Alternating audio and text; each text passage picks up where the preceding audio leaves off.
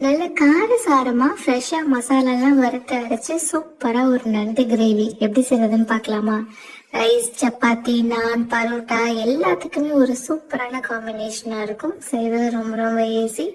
அதுக்கு ஒரு கடாயில மிளகு, சோம்பு, மல்லி, சீரகம், காஞ்ச மிளகாய் இது எல்லாத்தையும் நல்லா வறுத்து விட்டுட்டு ஒரு மிக்சர் ஜார்ல சேர்த்து அது கூட இஞ்சி, பூண்டு, ஒரு தக்காளி சேர்த்து நல்லா நைஸா அரைச்சி விட்டுக்கோங்க. இப்போ ஒரு கடாயில எண்ணெய் சேர்த்து அது கூட கரம் மசாலா, கருவேப்பிலை, பொடியா நறுக்கிற சின்ன வெங்காயம் வேகிறதுக்காக ஒரு ஸ்பூன் உப்பு சேர்த்து நல்லா வதக்கி விட்டுக்கோங்க. இப்போ நல்லா வெந்ததுக்கு அப்புறம் நம்ம அரைச்ச மசாலா அது வேகிறதுக்காக கொஞ்சம் தண்ணி சேர்த்து நல்லா கலந்து விட்டுக்கோங்க. இப்போ 1/2 கிலோ நண்டு அது கூட சேர்த்து நல்லா ஒரு சேர கிளறி விட்டுட்டு ஒரு 1/4 மணி நேரம் மூடி போட்டு வேக வச்சிங்கன்னா மசாலா எல்லாம் நல்லா வெந்துடும்.